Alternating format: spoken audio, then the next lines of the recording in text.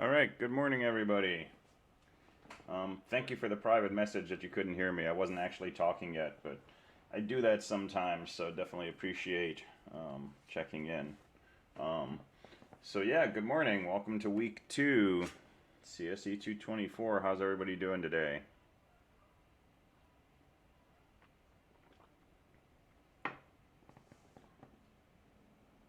Good, good.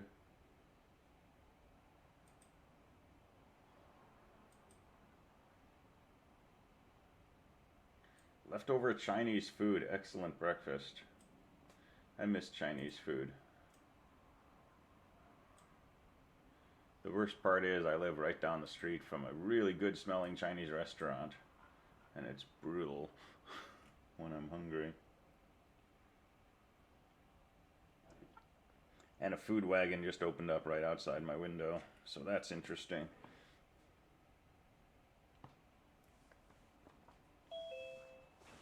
Oh, yeah, Cam, there we go. I'm here. I'm not a bot. All right. So questions on anything we've done so far.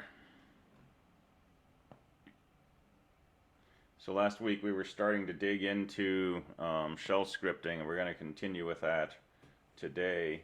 We're going to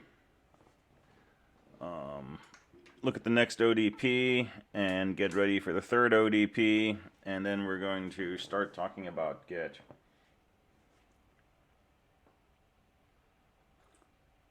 Yeah, how do you tell someone's not a bot? My girlfriend was just telling me yesterday she got a call from someone. She was convinced they were a bot. She was like, say pickle. And the first few times the person refused to say pickle, and finally she got the person to say pickle.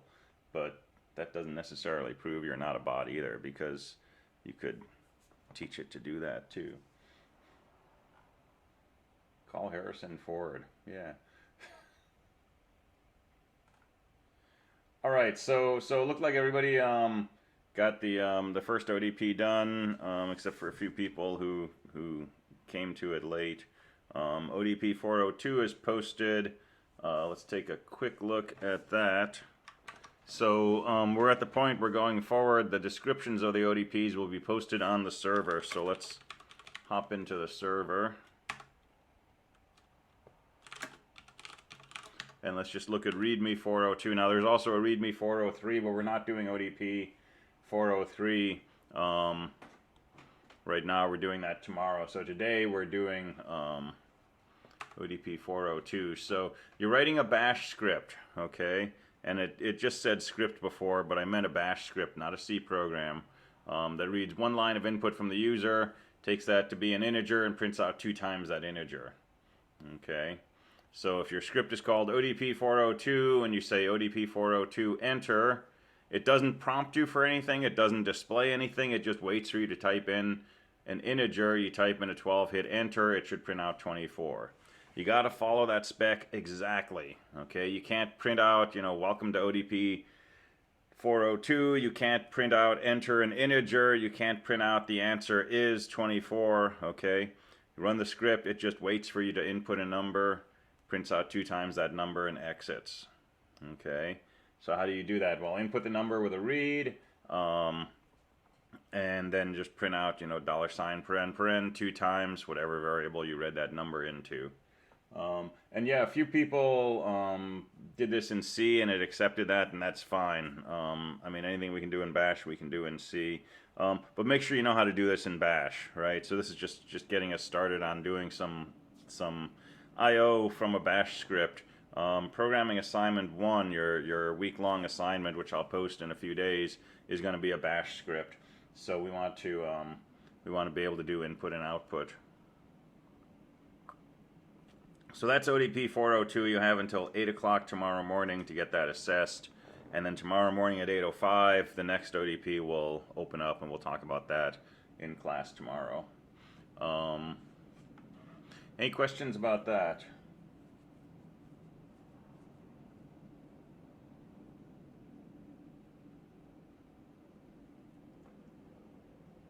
So you can type cat/temp/readme402 and it'll display it. But if it was a really long file, it would scroll off the bottom of the screen, and you'd have to scroll back to read the earlier parts. So more is a command. It's like temp, but it shows you things one page at a time. So for example, my bash rc file, if I cat it, it displays it all, but some of it is sitting up there in the beginning of my screen. So if I say more bash rc, it will show me the first page, right, 20 some lines of it, and once I've read that, I can hit a space bar and see the next page.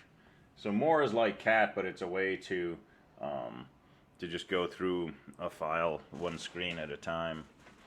Alright, so can you show me how to get into writing a bash file? Sure. Use VI. If you don't like VI, use Nano for now, but we're going to work on VI later. So I can say VI ODP402, and it brings me into my editor, and I can say echo hello. Make sure you change the permission bits, okay? And if you don't like VI, like I say, for now, you can use Nano. And it's more of like, a Microsoft version editor, like Notepad or something, that you move around with your arrow keys, and you can type, and you can backspace, and so on and so forth. And then Control O to write it out, and I'll just hit enter there, and then Control X to edit. Okay, we're going to move to VI really soon, and I'm going to try to get you to work exclusively in VI for editing in this course. But for now, do whatever you have to do to write this ODP. And then to assess it, assess ODP 402 and then ODP 402. Normally this is an executable program, so we would assess executable program name and then source file name. But since a shell script is, it's just a script, it doesn't get compiled, you assess it by listing the name of the program twice. And then once you get in the assessment, hit a G to do your submission for grading, and I got 0 out of 10 across the board.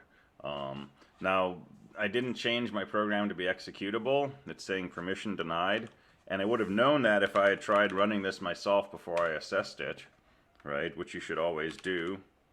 So change the permission to 755, and now I can run my program, and now I can reassess it and submit for grading, and I still get 0 out of 10. Alright, so you need to read a line of input, print out 2 times that value.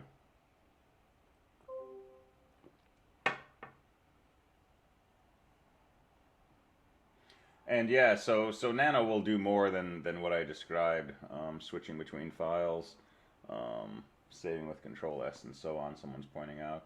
But we're running an old version of Ubuntu. I should probably upgrade the version of Ubuntu on the server. I'll put that on my to-do list for 2025. Alright,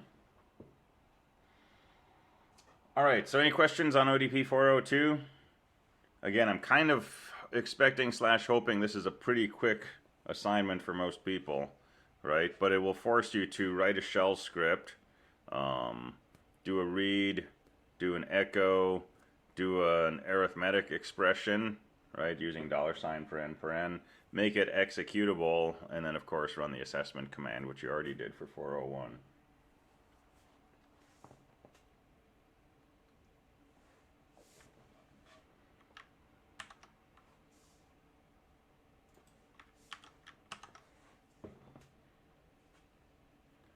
All right, so I'm guessing we're good on that. So let's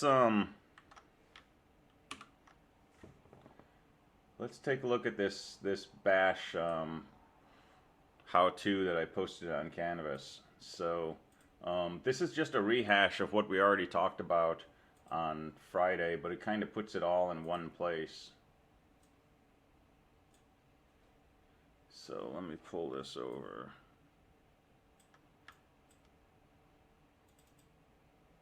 So this is just a summary of looping, conditional statements, and doing arithmetic. And I'm not going to read through all of this. But again, there's a note up here that if you're doing bash scripts for you know, exams or assignments or programming assignments or things like that, you got to use these constructs, okay? If you have a while loop that works perfectly fine, but it's not written as while, bracket, bracket, condition, bracket, bracket, new line do, new line statements, new line done, you're going to lose points, okay? So I'm just going to be very dogmatic about that. So while loops, right, are what I just said. While space, bracket, bracket, space, condition, space, close bracket twice. Next line, keyword do, followed by whatever you want done in the body of that while loop, followed by on a new line the keyword done. Okay, I strongly recommend indenting. We're going to talk about coding style another day, but indent the body of your while loop so it's easy to see what's going on. Okay, and then condition has one of two forms generally. If you're comparing strings, okay, so what is a string? A string is a collection of characters. They might be digits. It could be the string 2, 3, right? But we're thinking of it as a collection of digits, or a collection of characters, as opposed to an integer value. So if you're comparing strings, just sequences of characters, use equal equal to see if they're the same, use exclamation mark equal to see if they're different. Okay? Enclose your strings in double quotes. If you want the value of a variable, put a $sign in front of it. If I say x equals hello, that's going to be false. If I say $x equals hello, this will be true if x is a variable that's equal to HELLO. All right, so double equal for the same, exclamation mark equal for different. All right, that's for string comparisons, and those are the only two things you're going to do with strings. See if they're equal, see if they're not equal. If you're comparing numbers, if you have a variable, right, every variable is a collection of characters, but if you want to treat those characters and interpret them as a number, right, as an integer, so your string is, say, 2, 3, you want to see if that's equal to 23, don't use equal equal, okay? Use one of these 6 comparison operations. -EQ for equal, NE for not equal, GT for greater than, and so on and so forth. And then it's the same thing, while space, bracket, bracket, space, but this time your condition looks something like this. First number, and then the comparison operation, and then the second number. These can be numbers, like 10 or 7. They can be variables, which is the name of a variable with a $sign in front.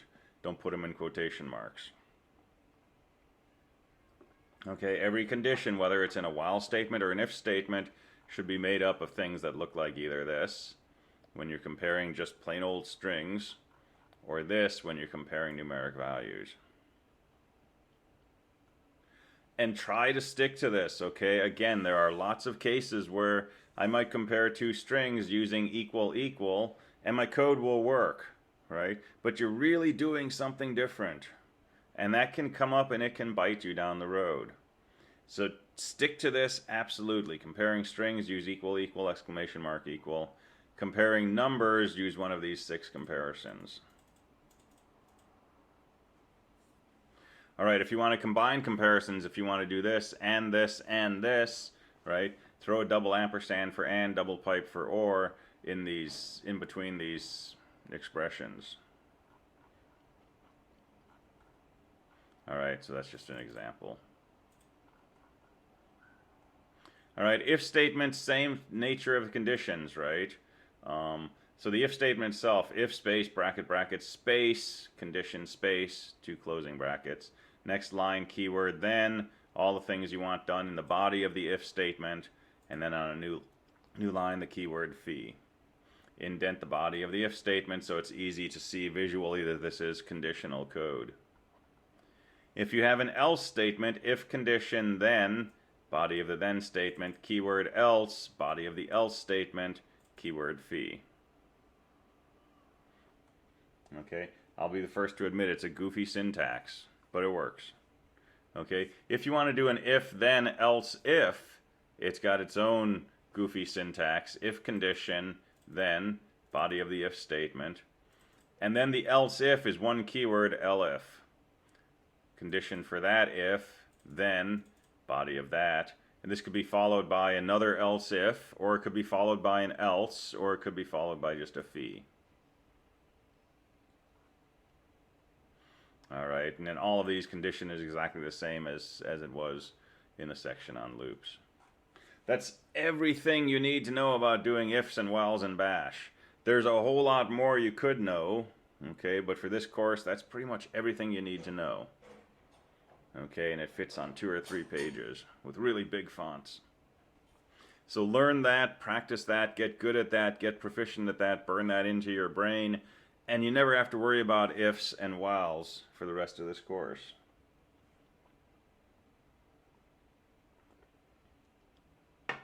All right, and we'll be using this in our first week-long programming assignment. So phi is the way that you close an if statement. So think of then as a curly bracket and think of phi as a closing curly bracket. So if condition, curly bracket, closing curly bracket. You're welcome. All right, and then the last thing on this is evaluating arithmetic expressions, because if we say something like y equals 2 plus 2 and we echo $y, we get 2 plus sign 2. So if you want to do arithmetic, use this format. $paren, put your expression in here, and then closing 2 parens. And that will evaluate this expression just with plain old arithmetic. You don't need dollar signs in front of variables in here unless you're using a special variable like $1, in which case if I just write a 1, it's just a 1. So, and we'll talk about what $1 is in a moment. Okay. I suggest staying away from things like I++ that we use in C, because they're trickier to use in bash, right? If you want to do I+1, just write out I+1. Make life easy on yourself. This is one of my few mantras in programming. Be lazy, right? I can write I+1. I can spend a while trying to figure out why I++ didn't work. Do the easy thing, right? If you want a challenge, if you want to learn something, if you want to figure something out, go ahead and play with it, by all means, right? That's important. But if you're just trying to get it to work, just do I equals I+1. All right, I threw a little blurb down here. We can talk about this later, but there's this question that'll come up of how do we know if the person inputted a legal number? Because if I say read X, right, the person can type in anything and X will take on that value. Well, if I want them to type in their age and they type in, you know, haha, how do I know that they didn't type in an integer? So there's some tricks here you can use that are pretty good at letting you know if in this case X is an integer or not. There's fancier, more sophisticated ways that you can do this by using regular expressions, and you know, I'll get submissions that have all kinds of crazy syntax on there pulled from the web, but a quick and easy way that we can understand without too much effort is in here, so you can read about that. Question, how do you close an if statement? So close an if statement with the word phi. And yeah, phi is if spelled backwards, because when you want to close a case statement, you use ESAC, which is case spelled backwards. So it's a thing. But when you want to close a do, you just say done. I don't know why. All right, so any other questions on if, then, else's, whiles, or arithmetic?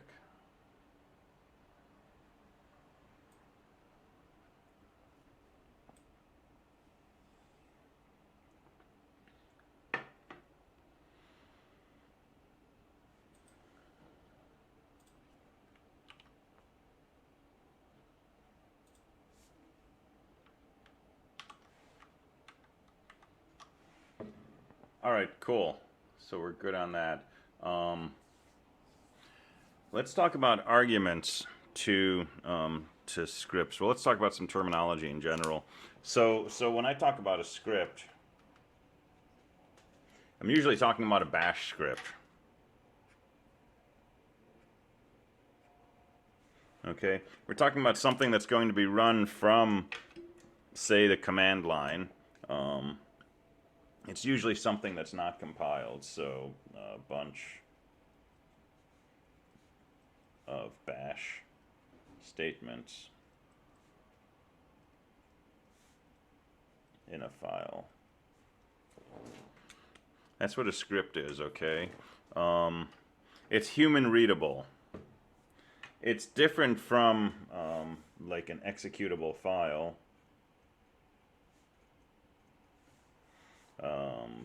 Let's call this a binary file. So when you compile a C program, the result is a binary file. It's a bunch of machine speak, ones and zeros. Okay, and you can type in the name of that file and it runs. A script, you type in the name of the script and it runs, but the script itself does not contain machine code that the CPU knows what to do with. It contains generally human-readable information that an interpreter, in this case a program called bash, is reading and acting in response to. So script will usually mean human-readable binary file, or more generally, sometimes I just say executable file means machine code. Okay, but anytime I say script, I'm talking about something human-readable. In this course, a script's always going to be a bash script.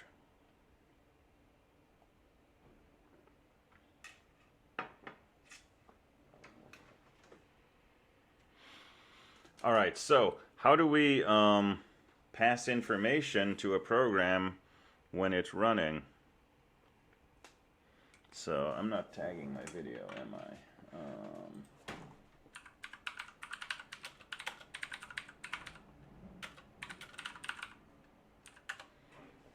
All right. You're running a program, right? Presumably you want to interact with it. You want to give it some information and have it do something in response to what you've given it. So there's two main ways that we do this, and they're fundamentally different from each other. And I'll try to be really consistent in my terminology. But people historically get confused between these two, or they do whichever one is most comfortable. But they're really fundamentally different things. Okay, so supplying information to a program.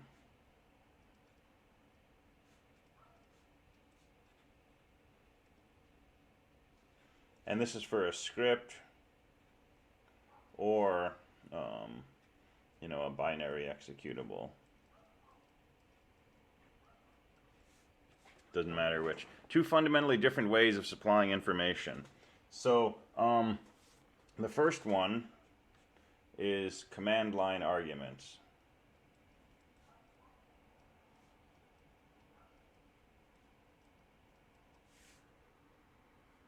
And sometimes I just call these arguments. Okay, command line arguments are information that you put on the same line as when you say what program you want to run.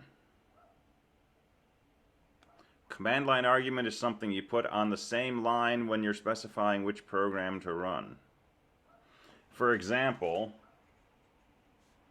vi main.c.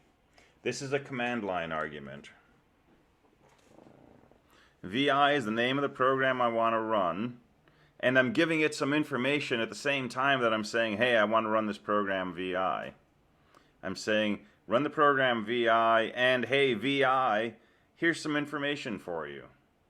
Okay, in particular, this is the program that I want you to edit. Okay, that's a command line argument. It is completely different from what I'm going to call a runtime input.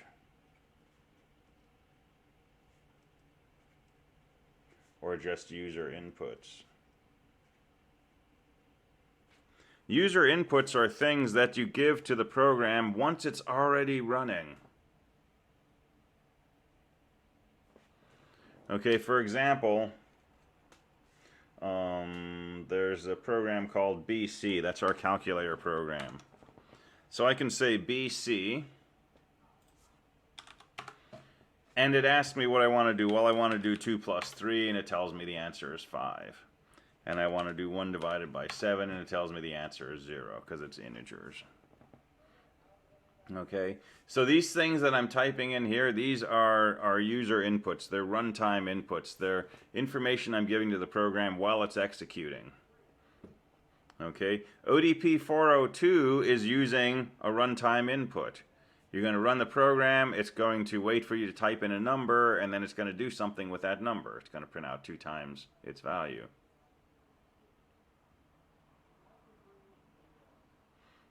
Command line arguments are very different. Command line arguments are, for example, ls/etc. I'm giving information to the ls program, at the same line where I'm specifying that I want to run ls.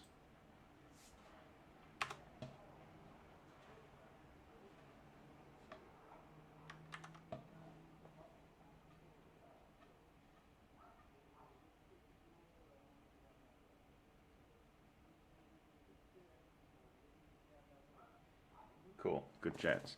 All right, hopefully that's clear. Let me give you a counter example. Suppose I wanted to edit a program with VI, and I had to say VI enter, and then VI said, what program would you like to edit? And then I type in the name of the program and I hit enter.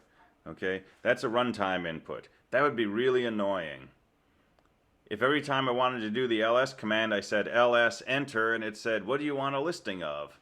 And I had to type in the directory I was looking for and hit enter, and then it would show me the listing. That would be annoying.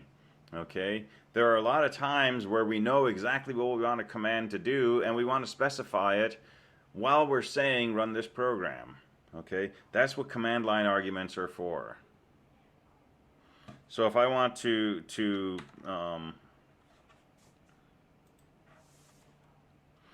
compile a program, I say gcc-o main main.c. These are all command line arguments, -o main and main.c. Okay. If I didn't have command line arguments, how would I compile my program? I'd say gcc enter, and it would say, what program do you want to compile? And I'd say main.c enter. What switches would you like? -o. What would you like the output to be? Main, right? I'd have a little conversation with my program, and then it would go off and compile my code. That would be really annoying, okay? So command line arguments let us avoid minimizing, let us avoid being too interactive with the program. We basically tell it what to do, and it can go off and do it. Now, we might have command line inputs after we do this, right? For example, when I VI a program, I'm still doing interaction with it, right? I'm still typing an input and the program's responding. So they're not mutually exclusive. But when you're doing an assignment or an ODP or something like that, I will specify command line arguments or, runtime inputs. And you've got to do the right thing. So ODP 402 is using runtime inputs. It waits for you to type something in once the script is running, and then it prints out twice that value. ODP 403 will work with command line arguments. Okay, so we'll look at the details of that tomorrow, but that will be a different beast.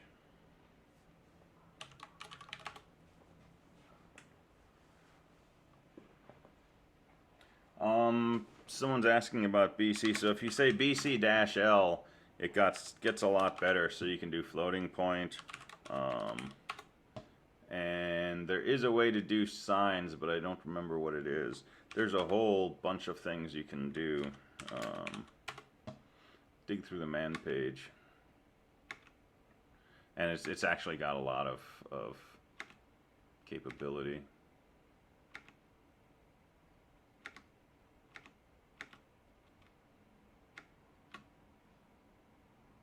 There you go, S parentheses. Is it really that simple? There you go. So S parentheses gives you a sine, C gives you cosine, and so on. It's also, essentially unlimited precision. So if I want to do 2 to the 999,999, well, that'll take it a while. There you go. There's 2 to the millionth over 2. So yeah, BC-L is a handy command.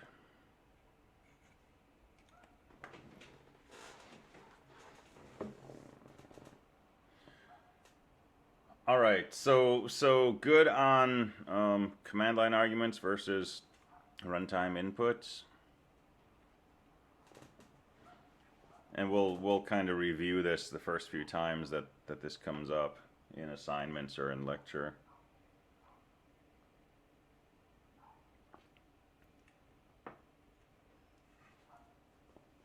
All right, so let's talk about command line inputs to scripts.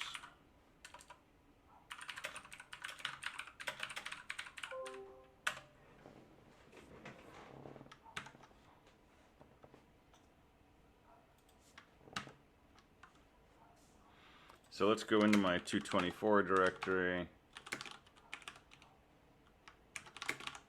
Let's go into my scripts directory. Let's make an args.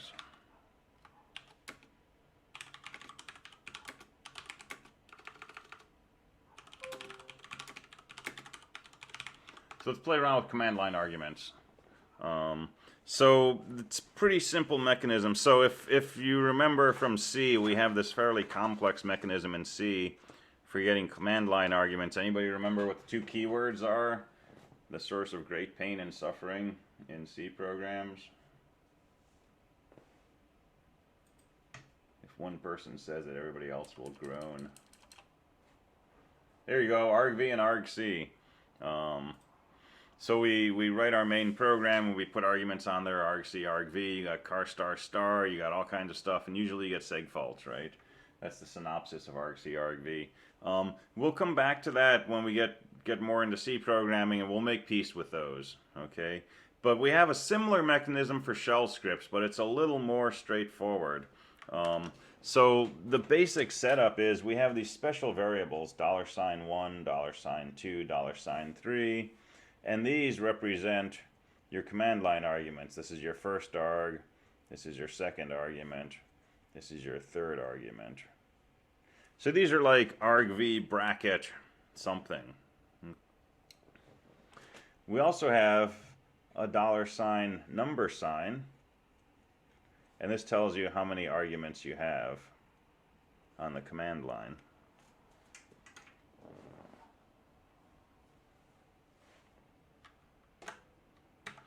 So when we want to learn something, right, related to, you know, computer, play around with it. This is the surest way to get more familiar with something. Don't Google, don't watch videos, don't listen to me. Go and play around with it. Well, listen to me now. But write some code, okay? So so what is $ number?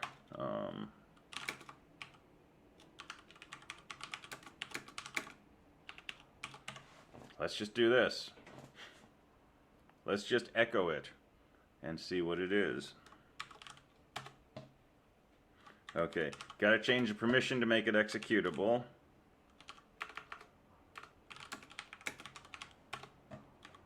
Now if I just run args like this, $ number is 0. If I run args and I say $, number is 1. If I say args, this is a test, $ number is 4. So it's pretty clear at this point what $ number is, right?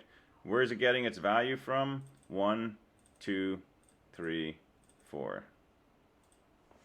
It's the number of things separated by spaces on the command line when I run the script, in this case args.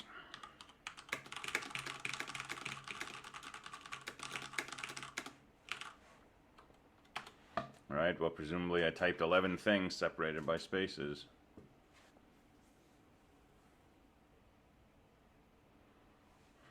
All right, now here's something a little weird. If I put this as a test inside double quotes, $ number is only equal to 1. So double quotes are a way we can tell the program, the script that we're running, that even though I typed something with spaces in between, this is a single argument. And we can confirm that because $ number, which tells us how many arguments it saw, is coming back as just 1. So it only saw 1 argument. That's a bit of a nuance, but it'll be useful to keep in mind. So $ number, that's the number of arguments. Let me write this better because this is like significant. All right, and I've already given you the spoiler. $1 is the first argument, 2 is the second, 3 is the third. But let's play with those. So let's go ahead and VI this again.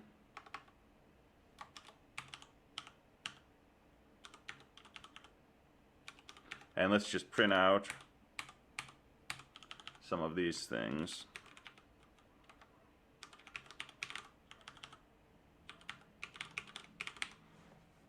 And we'll just look at the first 5 arguments.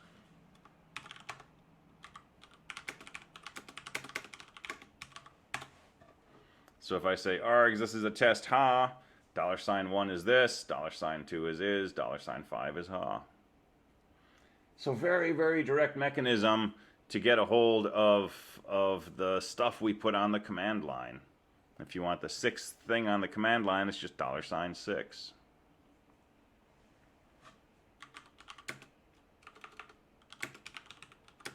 And if I say hello, bye, well, $ number is 2, $1 is hello, $2 is bye, $3 through 5 are just blank.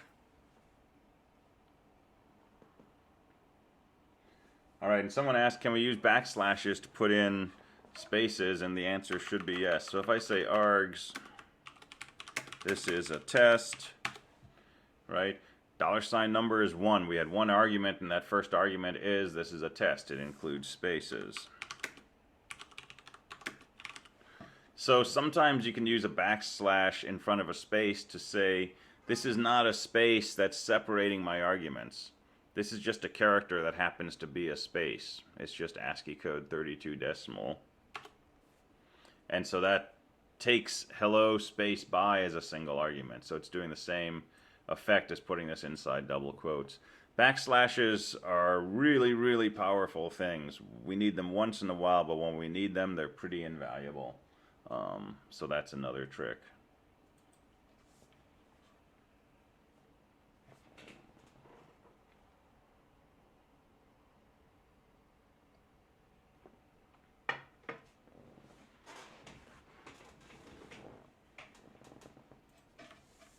All right, and if I just run args with no arguments, $ number is 0.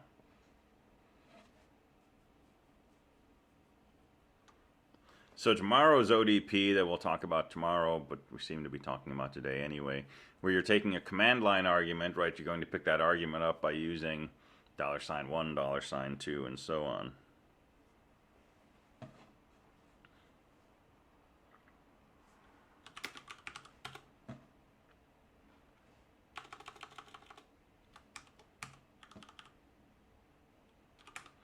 There's also a $0. And there's also a $, asterisk.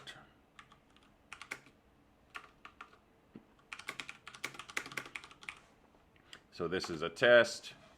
$0 is /args. That's like arg v bracket 0 and c. That's the name of the program or the script that we're executing. $* isn't anything. Okay, I'm messed up on. Did I put an 8? Thank you. Awesome, nice catch. All right, $* is the entire list of arguments that you specified. So it's $1 followed by $2 followed by $3 and so on. And that can be useful if you don't know how many arguments you have, but you just want all of them, right? Just use $.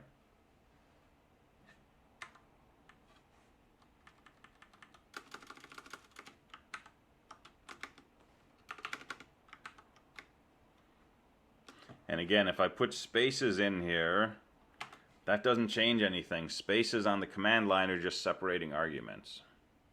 The argument is the stuff in between the space. So this is and test. So exactly the same effect as what we had here.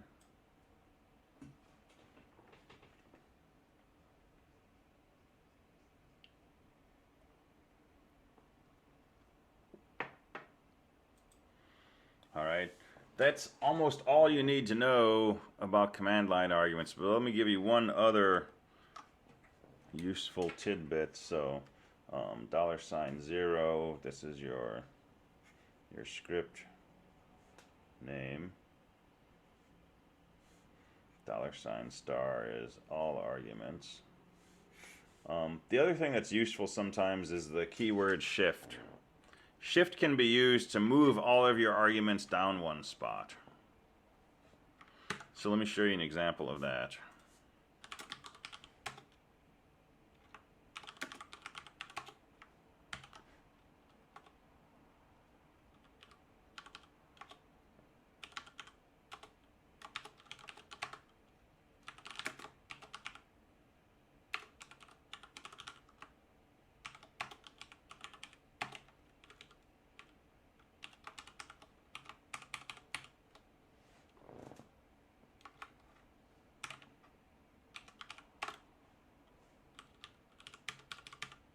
All right, so I'm going to echo $1. I'm going to tell you that I'm about to say shift, and then I'm going to say shift. And I'm going to echo $1 again, tell you that I'm shifting, say shift, and so on. And what you'll see is that when I do this,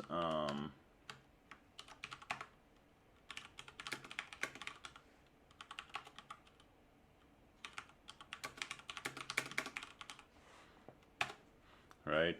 First time I run this, $1 is this. After I say shift, $1 is. After I say shift, it's After I say shift again, it's a test. After I say shift again, it's nothing.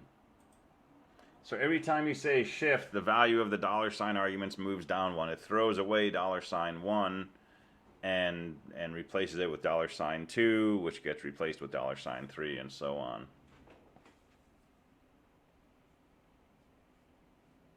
And somebody points out $@ is like $*, but it gives you an array, which is awesome. And we'll talk about arrays another time, but we can make arrays in Bash. We can also make what are called associative arrays, and this is where the magic kicks in. But we'll talk about arrays and associative arrays later on. But yeah, if you want to play around, look at $@.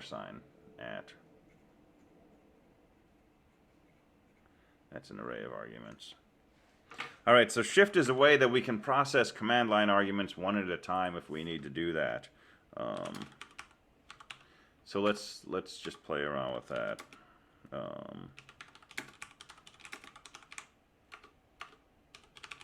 So let's loop through some arguments on the command line.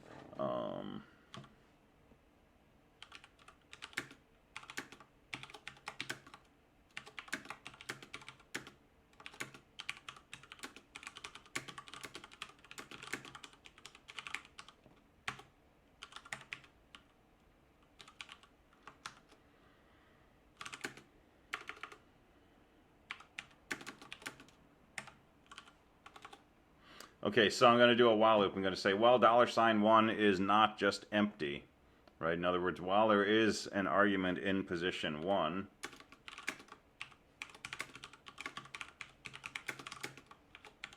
I'm going to echo that out, and then I'm going to say shift.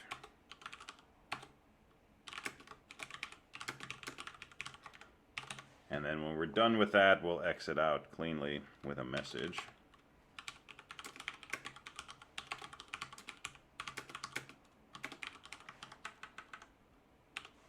So args3, this is a test. Hey, that's nice. So one at a time, I can pull through the arguments in my list, and I can do whatever I want inside my code, right? If I'm trying to do something, some kind of processing on the arguments one by one, and forgot my opening quote.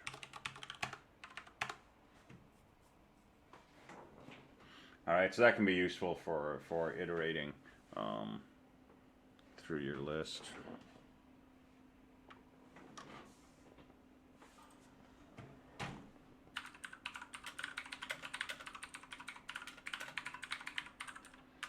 All right, let me give you a potentially useful trick for looking at variables, not just in scripts, but also in C programs and stuff, but especially in scripts, because spaces are always kind of funny.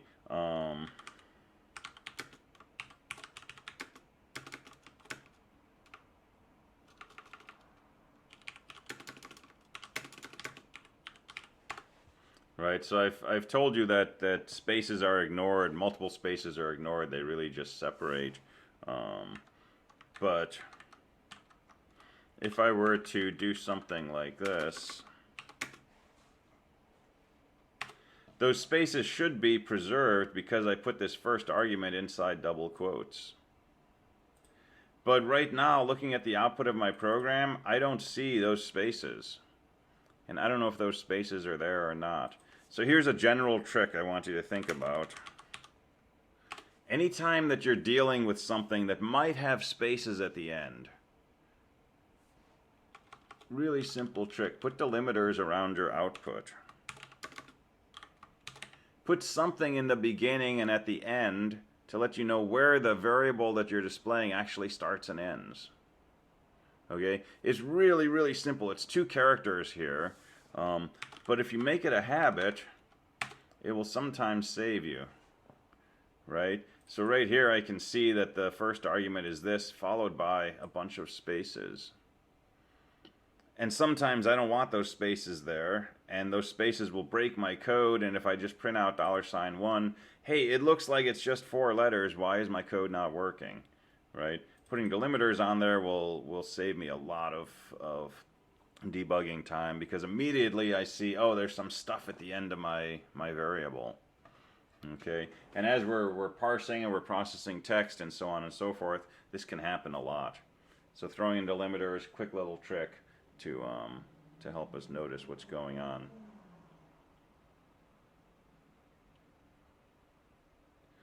All right, any questions on any of this?